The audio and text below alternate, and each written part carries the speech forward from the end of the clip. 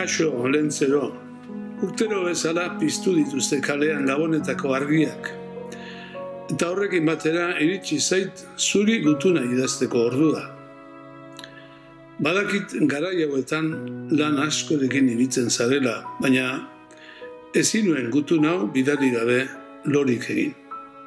Espaldikoa naiz, pentsa, gerra aurrekoa. Oraindik ere osasuntsu nago, sasoiko. Belaunaldi aldaketa asko izan dira eta uste dut poliki-poliki aldaketa denetara egokitu naizela.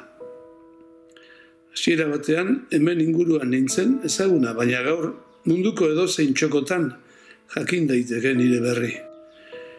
Herriko neska mutil askok egin dute jolas nirekin. Batzuk urruntzen joan ziren heinean, beste batzuk hurbildu zaizkit. Une honak eta txarrak bizi izan ditut. Barre eta negar asko egin dut.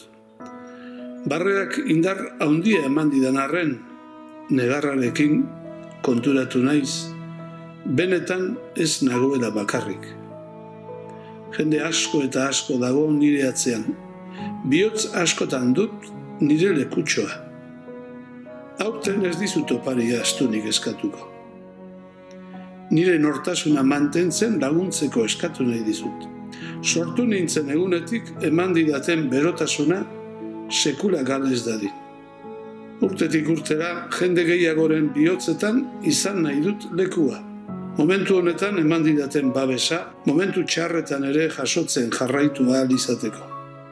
Denok batera barre egin dugun bezala, negar ere denok elkarrekin egiteko.